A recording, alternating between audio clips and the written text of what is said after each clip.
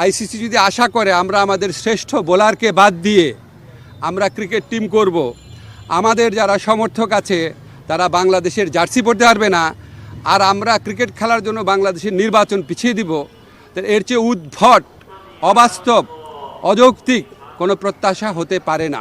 আইসিসির যে security team আছে, সিকিউরিটি দায়িত্বে যারা আছে, তারা একটা চিঠি দিয়েছে। সেই চিঠিতে বলা হয়েছে 3টা জিনিস হলে বাংলাদেশ টিমের নিরাপত্তা আশঙ্কা বাড়বে। একটা হচ্ছে বাংলাদেশ টিমে যদি মুস্তাফিজ অন্তর্ভুক্ত হয়। 2 হচ্ছে বাংলাদেশ যে দলের যে সমর্থকরা আছে ওনারা যদি বাংলাদেশের জাতীয় যে জার্সি আছে, আমাদের ন্যাশনাল জার্সি আছে, এটা পরে যদি ঘোরাফেরা করে। আর 3rd হচ্ছে ইলেকশন যত এগিয়ে আসবে তত নাকি বাংলাদেশ দলের নিরাপত্তা আশঙ্কা বৃদ্ধি পাবে। তো আইসিসি সিকিউরিটি টিমের এই বক্তব্য সন্দেহাতীতভাবে প্রমাণ করেছে যে ভারতে বাংলাদেশ ক্রিকেট টিমের টি-20 বিশ্বকাপ খেলার কোনো রকম পরিস্থিতি নাই। প্রিমিয়াম হেজেলনাট ফ্লেভারে পোলার কার্নিভাল হেজেলনাট আইসক্রিম। পোলার, মন ভালো থাক।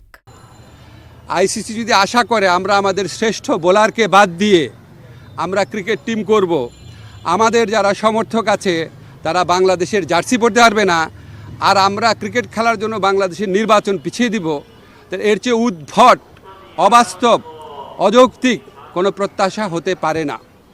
আমরা মনে করি ভারতে যে উগ্র সাম্প্রদায়িক পরিস্থিতি বিরাজ করছে এবং বাংলাদেশ বিদ্বেষী যে পরিবেশ বিরাজ করছে, বিশেষ করে গত 16 মাস ধরে বাংলাদেশ বিদ্বেষী যে অব্যাহত ক্যাম্পেইন চলেছে, এটার প্রেক্ষিতে বাংলাদেশের পক্ষে ভারতে ক্রিকেট খেলা অসম্ভব ব্যাপারে পরিণত হয়েছে।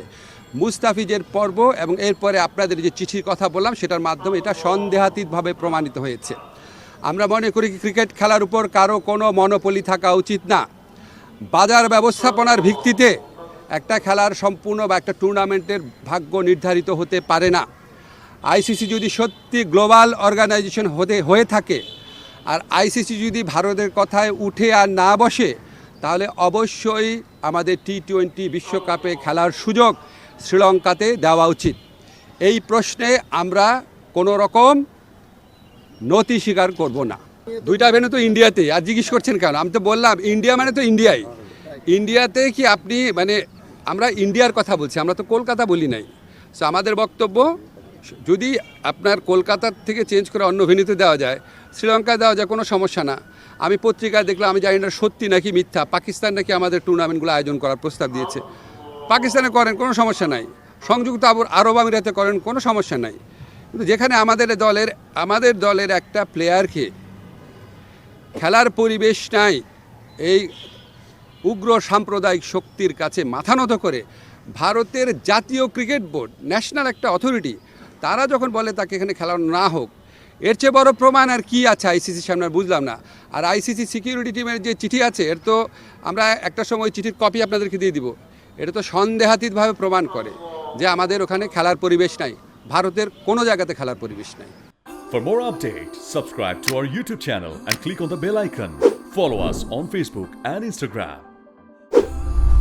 Download T-Sports app to enjoy exciting games and highlights. Visit tsports.com.